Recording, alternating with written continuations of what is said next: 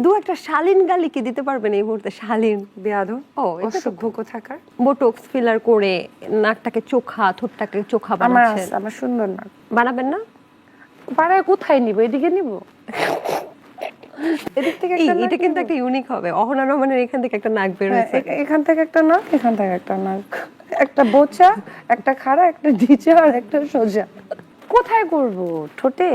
এমনি আমার ঠোঁট এত বড়, ফিলার করবো এরকম লাগবে? কেমন লাগবে? বিশ্রী লাগবে না? আমরা খুবই আনন্দিত যে আপনাকে নতুন ভাবে একটা পোশাকে আমরা আবিষ্কৃত করতে পারছি। ডিসেম্বরের 25 তারিখে মাথায় কাপড় যে নিয়েছি আমি আউটডোরে, মানে রাস্তাঘাটে বের হইলে বা বাসা থেকে বের হইলে আমার আসলে এটা ইচ্ছা হয় না, তো আমি এটা করি না। আর এটা নিয়ে আমি আসলে কথা বলতে চাই না, কিন্তু মানুষের দেখি অনেক চুলকানি।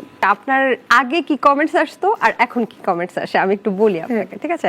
আগে যখন আপনি একটু সবার মতো যখন ইন্টারভিউ গুলো দিতেন সেখানে লিখতো পর্দা করো মা, ইসলামের পথে চলে আসো মা, এই ধরনের বিভিন্ন। এখন কি কি কমেন্টস আছে সেগুলো আমি আপনাকে বলছি। ইতিহাসের বুকে দেখেছি কখনোই কোনো নায়িকা হিজাব করতে পারেনি, পার্ট টাইম বোরখা পরে আবার নাটক সিনেমা, এটা কি পর্দার অবমাননা না? হিজাব পইরা আইব্রো প্লাক করছো কেন, আবার সাজো কেন, সরিষার তেল দিয়ে আসতে পারো না? ভাই আমি সরিষার তেল দিয়ে যাব না কোথাও। সরিষার তেল দিয়ে যদি আপনাদের মা বোন বা যে বোনেরা পাঠিয়েছেন তারা যদি কোথাও যেতে চান যান।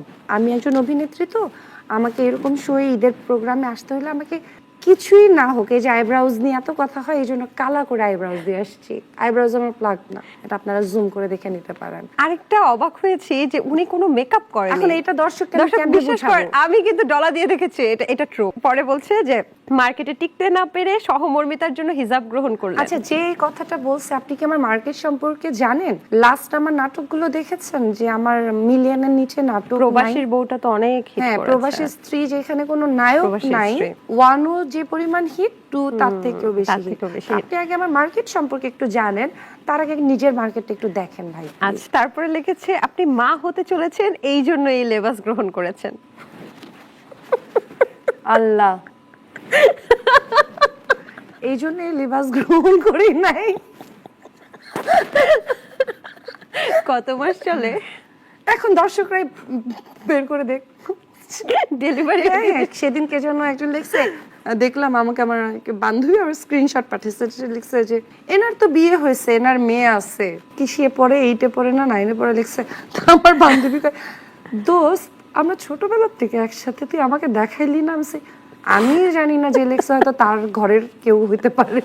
এটা আরেকটা মজার কমেন্টস করছে, বার্ধক্য হয়েছে, চুল পড়ে গেছে এই জন্য হিজাব পরছো না? তুমি তো আমাকে ইয়েতে দেখছো, গ্রিন রুমে দেখছো, তুমি বলো আমার চুল পড়ছে?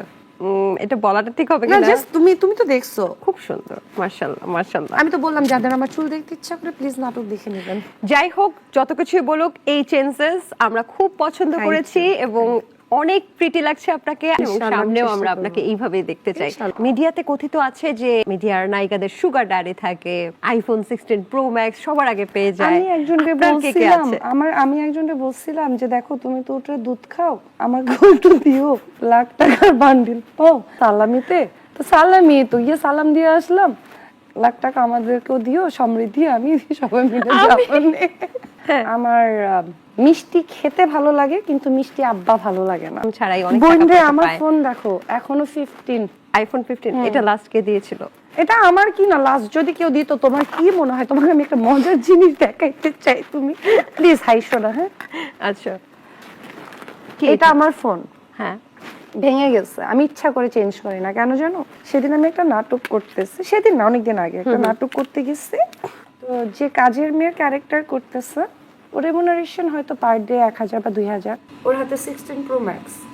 তার মানে আপনার কোনো সুগার ড্যাডি গডফাদার ছিল না, কিন্তু আপনার ইনকামের পথটা কি তাহলে হালাল ছিল? ভাই হালাল হারাম ডিসাইড করার মালিক তো আল্লাহ। আমি করছি কাজ, সকালবেলা শুটিং এ যাইতাম, রাতের 12টা-1টার সময় বাসায় ঢুকতাম। অনেকে বলবেন মিডিয়ার কামাই হালাল হইতে পারে না, হারাম।